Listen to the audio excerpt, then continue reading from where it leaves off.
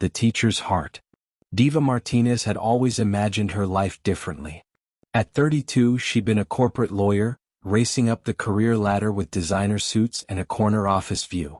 Then came Thomas.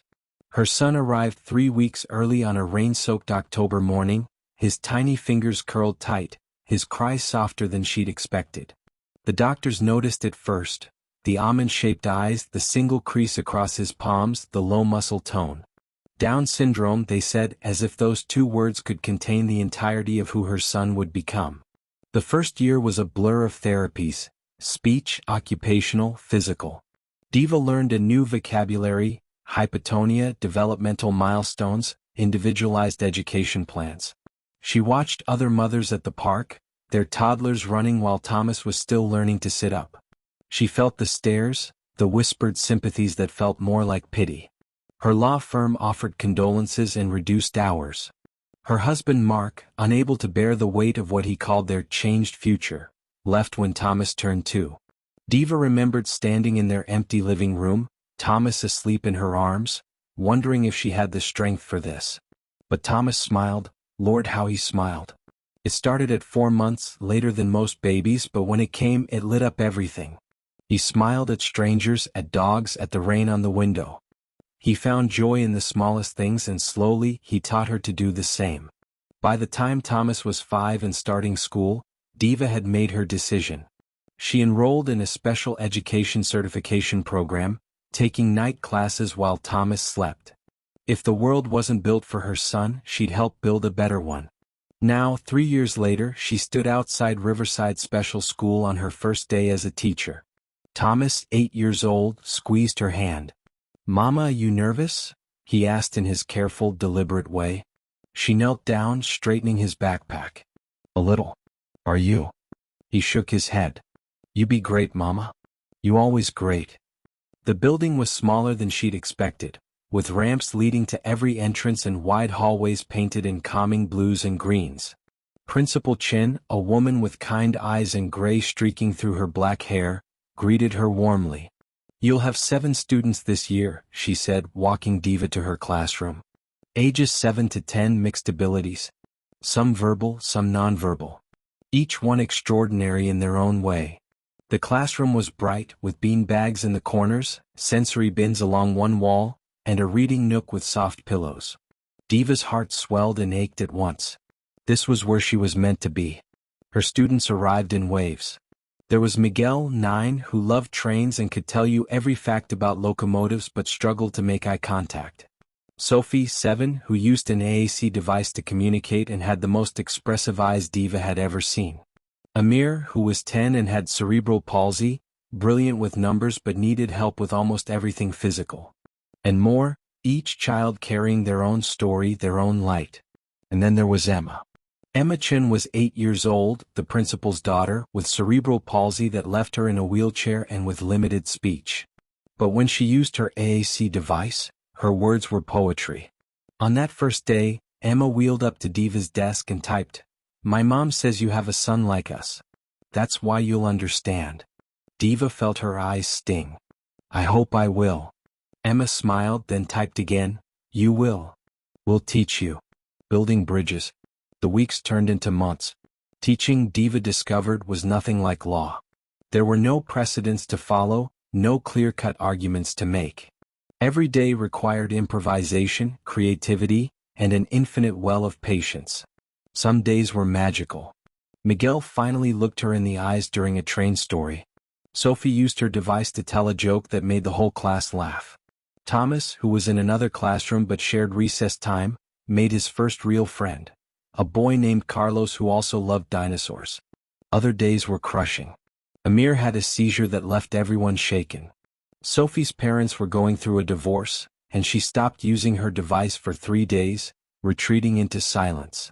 Diva would go home exhausted, questioning if she was doing enough, being enough.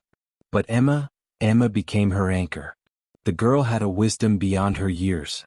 When Diva struggled to reach Miguel, Emma typed, "He's not ignoring you. He's listening so hard he can't look at you too. Try sitting next to him, not across from him." It worked. When Sophie went silent, Emma wheeled close to her and simply sat there, not pushing, just present. On the third day, Sophie reached out and held Emma's hand. The next morning she was using her device again. Principal Chen watched her daughter's bond with Diva grow. "She's never connected with a teacher like this," she told Diva one afternoon. "You've given her something I couldn't." "She's given me more," Diva replied honestly. As winter approached, Diva proposed an ambitious project, a class play for the holiday assembly. Principal Chen hesitated. "Are you sure? It's a lot to coordinate." "They can do it," Diva insisted. "They just need someone to believe they can." They chose a simple story, a tale of different animals preparing for winter, each contributing their unique gifts. Miguel designed elaborate train track scenery.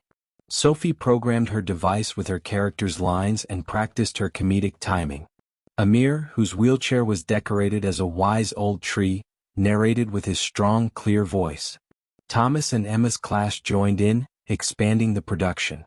Emma had the starring role, the bird who couldn't fly but could sing.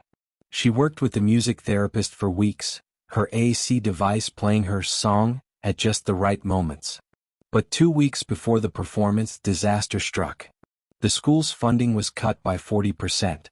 Principal Chen called an emergency meeting. Art therapy, music therapy, the spring programs, all gone. The school would stay open but barely. Worse, Principal Chen announced she was stepping down. "I've fought these battles for 15 years, she said, tears in her eyes. "I can't watch them dismantle what we built. I've accepted a position at a private school. They've offered Emma a full scholarship." The teachers were stunned. Diva felt betrayed. "You're leaving? Just like that?" "I have to think of my daughter," Principal Chen said quietly. "Can you judge me for that?" Diva thought of Mark, who'd left for the same reason. She thought of the nights she'd wondered if she was enough. And she thought of Thomas, learning that sometimes the people you count on disappoint you. The play rehearsals continued, but the joy had dimmed. Emma was withdrawn. "I don't want to leave," she typed to Diva. "But Mom says the other school has better resources." "She's trying to do what's best for you," Diva said, though the words felt hollow. "What about everyone else?" Emma typed. "What about our class? What about you?" Diva had no answer. The true gift. The night of the holiday assembly arrived. The auditorium was packed with parents, siblings, and community members. Backstage, Diva students buzzed with nervous energy. Miguel checked his scenery for the 10th time. Sophie's father and mother sat on opposite sides of the auditorium, but both were there. Amir's wheelchair was positioned perfectly for his narration. Emma was in costume, but she wouldn't look at her mother. Principal Chen found Diva before the curtain rose. "I need to tell you something. The board is interviewing for my replacement, and I recommended you for the position." Diva stared. "Me? I've been teaching for 4 months. You have the heart for it. The fight. That's what this school needs now." "I can't take your job," Diva said. "And it won't change the funding cuts." "No," Principal Chen admitted. "But maybe together we can find another way." The play began. Miguel's scenery drew applause. Sophie's comedy landed perfectly, parents laughing at her timing. Amir's narration was clear and commanding. And then came Emma's moment. The stage lights dimmed. Emma wheeled to center stage and her AC device began to play her song. A simple, beautiful melody about finding your place in the world even when you're different. But then something unexpected happened. Emma reached over and switched off the device. In the silence, she began to vocalize raw, wordless sounds that she'd never made in front of an audience before. It wasn't singing in the traditional sense, but it was genuine, vulnerable, and utterly Emma. The audience was transfixed. Diva felt tears streaming down her face. This was Emma's real gift, not the programmed perfection of her device, but her authentic self. When Emma finished, the silence held for a heartbeat. Then the auditorium erupted. People stood, applauding, some crying openly. Principal Chen was sobbing in the front row. After the play, as families celebrated, a man in an expensive suit approached Diva. "That was extraordinary," he said. "I'm Robert Thornton. My company has been looking for a community investment opportunity." He handed her his card. "Call me. Let's talk about what it would take to not just maintain this school but expand it. Diva looked at the card, stunned. But the real plot twist came when she turned and saw Thomas talking animatedly with Emma. Both children were laughing and Thomas was showing Emma something on a tablet. Principal Chin walked over, her face transformed.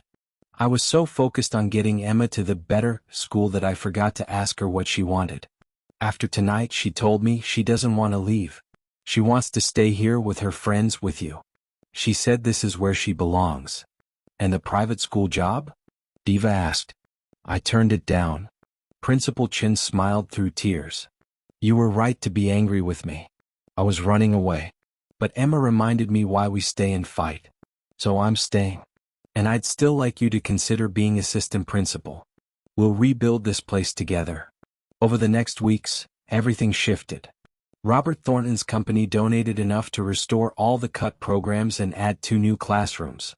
The story of Emma's performance went viral locally, bringing more volunteers and donors.